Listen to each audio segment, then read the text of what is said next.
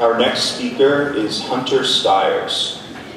The title of his speech is Except for All the Others. Hunter.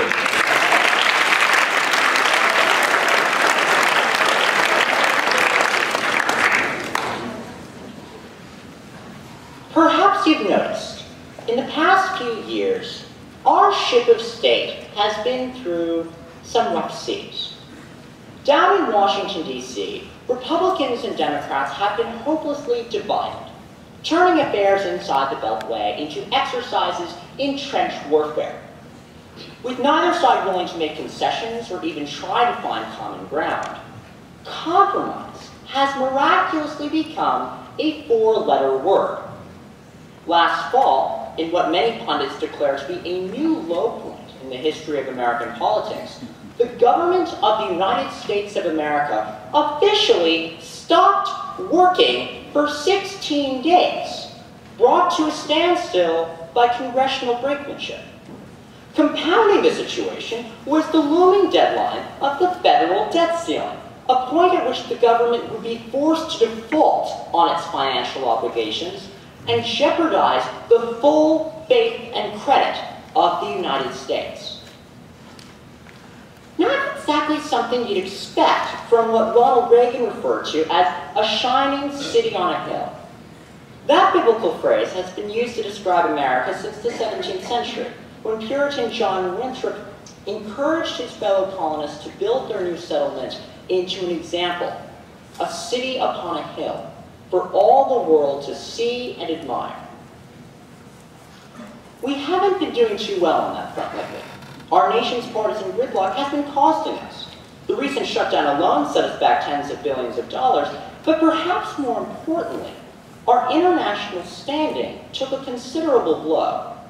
Onlookers around the globe watched the mightiest nation in the world brought to its knees by a small faction of extremists in its own legislature.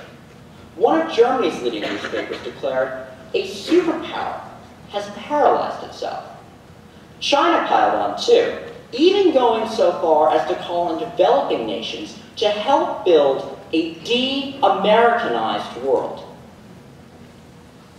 Yet, in spite of this fairly cringeworthy episode, this nation is still more than capable of thriving as a beacon of hope and freedom in the world. Democracy is a messy business. We forget that the founding mission outlined in our Constitution to form a more perfect union is not an easy one. After all, there are a whole lot of definitions of what a more perfect union will look like. Those who see the altercation in Washington as a sign of America's impending downfall have short memories. Like it or not, this country is built through political discourse and discord. Our national debate can be noisy, antagonizing, and even occasionally violent. Seriously, if you think the political climate is bad now, it's got nothing on that of the early republic, when congressmen physically assaulted each other on the floor of the House of Representatives, and our vice president shot and killed our first secretary of the Treasury on a clip in Weehawken.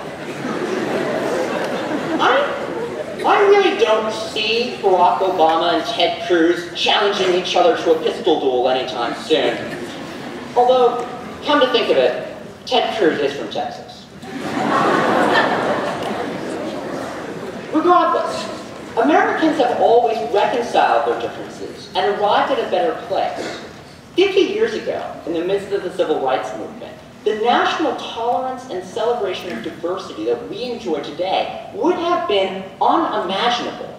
Since the turbulent days of 1964, we have elected an African-American president.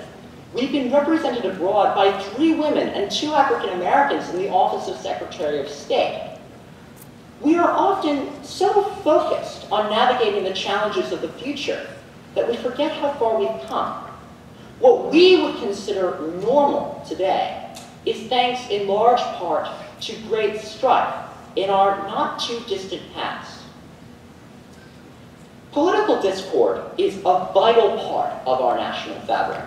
The Founding Fathers created the U.S. Constitution so that we, the people of the United States, with all of our ranging perspectives, values, and beliefs, would have the right to disagree. This freedom of discourse is what makes us great. The multitude of voices it protects makes our nation strong. Even though the recent political melodrama has caused great consternation at home and abroad, there is little doubt, at least in my mind, that the United States shall endure.